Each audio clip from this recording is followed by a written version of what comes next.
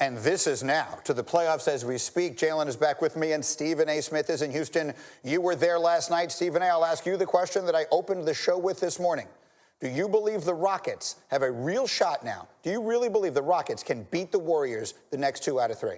No, I don't. I mean, I know that I'm in the minority, but I don't care. The fact of the matter is the last 2 of the next 3 games, if it becomes a 7-game series, are both going to take place at the Oracle. The Rockets' best chance would be to win game 5 and then close it back out in game 6, meaning they would have beaten the Golden State Warriors 4 straight games. I don't see them winning a game 7 at the Oracle. I'm not saying it's impossible. I'm certainly not saying they don't have any chance, but, you know, a lot of people are getting asked the question now that the series is tied 2-2. You know, do you give them a realistic chance? Do you really see them winning the series? That's how I'm interpreting it. No, I still don't see them winning the series. I see the Golden State Warriors realizing what has ailed them, coming together and handling their business in a way they did not do in both games 3 and 4. And there are a multitude of things, or reasons rather, as to why they didn't do that.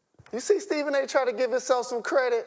I appreciate that. He like, oh, I know I'm in the minority. Oh, you in the minority thinking the Golden State Warriors gonna win? Is that what you said? No. What I'm saying is, as of right now, that's a good point. That's a good point. But as of right now, you got to remember, I'm in Houston. You're in New York City. So I'm running around. What does that have to do with the question?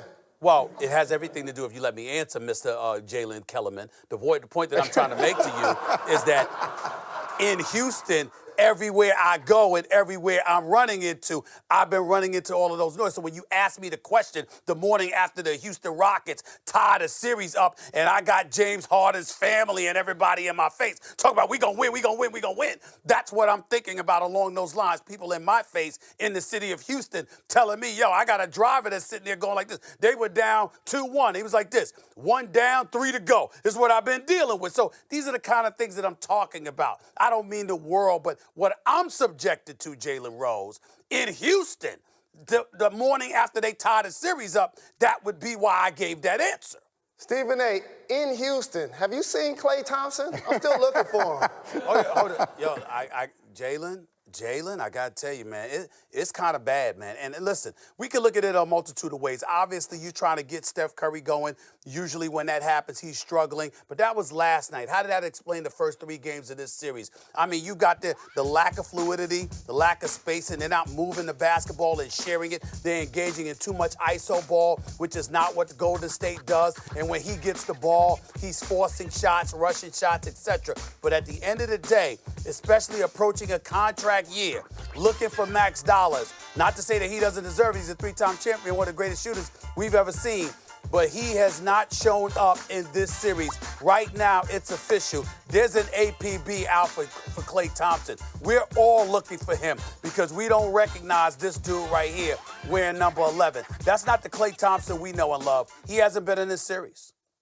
And you know what? We've talked a lot this morning, Stephen A., and I want to get your perspective on this and how the ball is suddenly sticking with the team that made moving the ball and giving up good shots for great shots. I just sort of took that to an art form in Golden State the last few years. Suddenly the ball is sticking. Whose fault is that, and how does it change? It's Steve Kerr's fault. He's the coach. And he is the man responsible for the system that he's implemented that's led to success, meaning 3 championships in 4 years. Yes, you're trying to get Steph Curry going. Yes, you're trying to disguise him defensively because he looks petrified to defend James Harden or Eric Gordon because he doesn't want to pick up fouls because that's been his MO in this series. We understand all of that. But in a quest to really, really get him going, you've sacrificed the health of the team in terms of doing what you normally do to its advantage. The only person that has any business ISOing is Kevin Durant, because we know he can do what he wants to do when he wants to do it, okay? And as long as Kevin Durant is doing it, that would be different. But he's a guy that's a proponent of distributing the basketball, sharing it, keeping your fluidity flowing. What they've been doing outside of Kevin Durant has not been the Golden State Warriors, and the Houston Rockets have been all up in them just like they were last year. The P.J. Tuckers, the Eric Gordons, the Clint Capellas of the world. They have been defending and making life a bit hectic for that finesse team known as the Golden State Warriors. It clearly has rattled them, and they're going to have to get back to doing what they do in order to win this series. All right, Stephen A. Smith believes Golden State will recapture the Magic in Oakland. His show starts live in 6 minutes. First take, 6 minutes from right now here on ESPN. Stephen A., thanks a million. for joining us. Have a good show. All right, we will see you soon. And we will continue here. And a reminder that tomorrow morning we hope... have a series, Mr. Rose. We do. We have a series after the Warriors went up 2-0 in the Bay. I was like, oh, man, maybe it's not going to be like last year. Maybe they're going to finish this in 5 or something. But guess what? James Harden's and the Rockets have evened the series at 2-2. Let's take a look at the end of the game last night. Harden misses a huge free throw. And then wide open KD misses. Tapped out. KD gives to Steph. Pretty open Steph. Misses again. Chris Paul gets fouled, and it ends there. We have a 2-2 series headed back to the Bay. What did you think of the finish and the rest of the game? James Harden is a terrific shot maker. And if he scores over his average, which is 36, by the way, And he did last night. that gives them the best chance to win. But you're still going to need support. Of course. How about PJ Tucker? We know the toughness that he's going to bring in a small ball lineup. This dude is like 6'4". A lot of times they got him out there playing power forward and center. He was standing next to James Harden. I was like, they're the exact same size. Correct. Except he covers centers and Harden does what he does. And so all of a sudden, he's going to give you all of the loose balls, right? He's going to give you the deflections. But then all of a sudden, he's going to give you 10 rebounds. But then he gives you 17 points? That's an added value, okay, that you don't necessarily expect. 3 for 6 from 3. Eric Gordon got you 20 points. So now all of a sudden, if I'm getting 40 and I'm getting contributions, we're in a close game. We are. Everybody chips in. CP3, Austin Rivers. Love Austin Rivers in this series. Eric Gordon wasn't just like, see, some of these guys, Tucker and Rivers and Shumpert, they'll give you a game where they score double figures. Eric Gordon has all of a sudden evolved into a true second option for the Rockets. And also, I think the Rockets understand playing the Golden State Warriors the last 2 years in the playoffs, that they can beat them at their own game. And you know what that is? Making the three.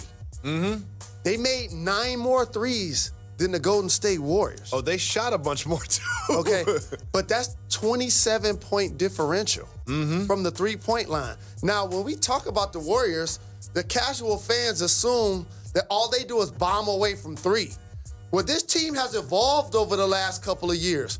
The Splash Brothers and KD are knockdown 3 shooters, Yep. but you're playing the percentages on everybody else. Draymond, Iguodala, go ahead, guys. Go ahead. And Andre Iguodala didn't score in double figures like he was able to do in the first couple of games. So all of those things worked in Houston's favor. And I happily speak into a microphone today and apologize to the Houston Rockets. Good for you. Because I Very said this mature is of going you, to be Mr. a Rose. gentleman's sweep. That's what it looked like after 2 games. They showed character, they showed tenacity, and now we have a legitimate NBA playoff series. This is going to go 7, and I have no idea who's going to win this series. But I remember when the Rockets were down 0-2, I said this series isn't over. You know, the series is not over. You did. I said You did. that into a microphone. You were correct. I was wrong. And you mentioned, we kind of talked around James Harden so far, but James Harden, he's been okay in the playoffs. And he's got a history of kind of not living up to his regular season numbers, his regular season production. Last night, it was a true star turn, as you call it, a Heisman moment for James Harden. He had 38 points, and all of them big. He carried the team. I mean, he got to the bucket. He got around Looney there. Like, he really had a signature James Harden moment last night. And also, he was giving it to everybody. Each of the 8 defenders in front of James Harden last night, he scored on all of them. All of them. At some point of the game. He wasn't picking and choosing like, oh, if so-and-so's in front of me, then I'll give the ball up. If Clay's there, then I won't do my thing. If after a while, he said, whoever's in front of me, I'm just going to go by.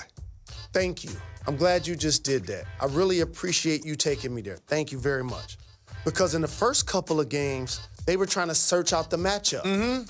They were trying to set screens, getting low and late in the shot clock to try to see if they could get Steph into action or pick on certain players. Now it's, regardless of who's on James, we're going to let him go to work because that's what they're built to do.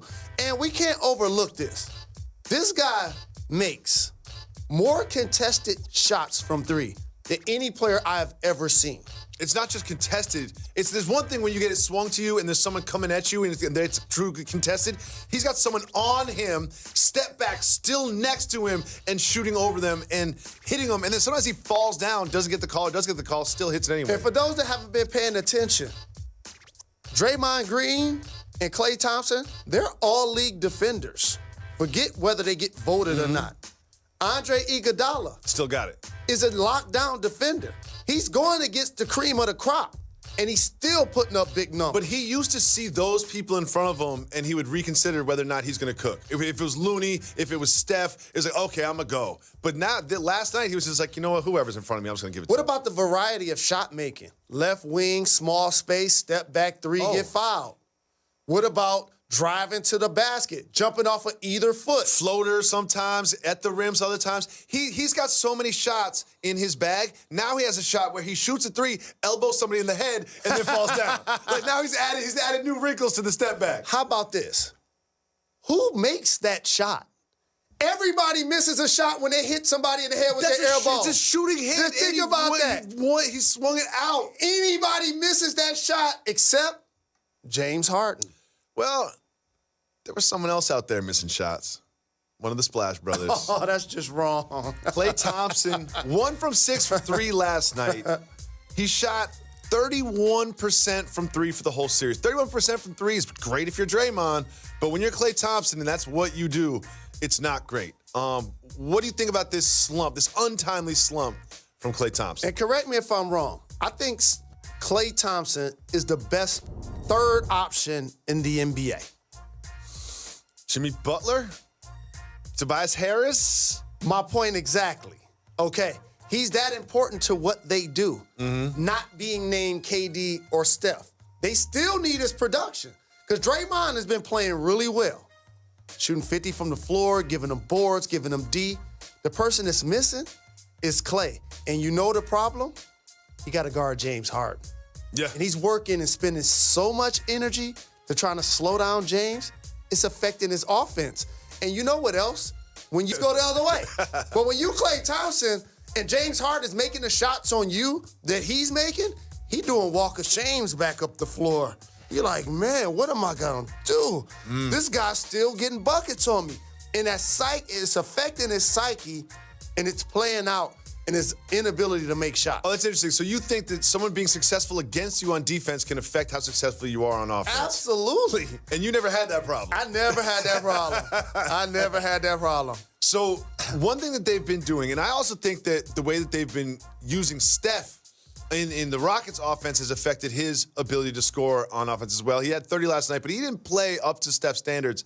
And they've been working him into action. They were switching everything. So sometimes he would end up on Harden or he would end up on Gordon. If someone sees Steph in front of him, they're going to the hoop. Well, look at what they did in the very end of the game. Steph refused to switch. Watch this. This is the second time he's setting the screen. Steph, he's just going to show, and then he's going to run back. He's going to run back to his man. And they did this. Look at this. Some of these are egregious. That's a switch right there. But watch Steph running back to his man. They changed the way that they did the pick and rolls at the end of the game just so Steph Curry wouldn't end up on the ball. We all remember Kyrie Irving hitting the shot over Steph at the end of the game. So I want to ask you as someone who played with the NBA, take me behind the curtain. When they say this is what we're going to do on defense, isn't there a part of you that's like, Coach, we're going to change what we've been doing all year, all game, just because you don't think I can cover the ball? And I know I have jokes about this topic, but at some point when you're a winning team, you got to man up and guard the person in front of you. All successful teams have to do it. And they're going to find you. There's no hiding They're in the gonna find NBA. you. They're going to find you. And what has happened to Steph Curry, the first couple of games of this series, he had 5 fouls. He made he made sure that he wasn't going to be in foul trouble in this game. So for the Rockets, they made sure, he's going to be in the action. At some point, Steph Curry, in my opinion, should tell Steve Kerr, don't run, don't hide. If I'm on Gordon, if I'm on Austin, if I'm on James Harden, I got him for a couple of possessions. If he scores on me, then let's make the adjustment. I sat in a huddle and looked at Larry Bird and said, I got Michael Jordan. Now it's a little bit crazy. Yeah, of course. He probably put up 35 on you. But at the same time, there's no hiding. And that's what the Houston Rockets are exposing, that you used a great example that the Cleveland Cavaliers was doing years ago with Kyrie Irving and LeBron James. Anybody, look back at the play when Kyrie Irving made basically the game-winning shot in Game 7 on the right wing. Soon as Steph got into action, J.R. Smith raised his hand. He ran away and raised his hands with both hands up. Was like, did my job. We did it. Did my job, coach. We did it. Did my job, coach. I got Steph on the ball. And the way that they have to game, it just, to me, it just doesn't seem like it's going to work. Like, you know how NBA pick and rolls work today in today's day and age. You can't show for 8 feet, turn your back to the ball and sprint back to your man. That's just not going to work. But you know what? Also, making Steph work defensively is going to take away something from him offensively. Going into the last game, all we were talking about is the Splash Brothers are struggling. We're still talking about Clay because Steph had 30, but it wasn't a great game for a former MVP type numbers. No. So we got to see how that progresses as the series continues to take fold. We did have a great game from what I think will be the future MVP last night. Giannis Antetokounmpo continues to dominate. We'll show you exactly how and why right after this.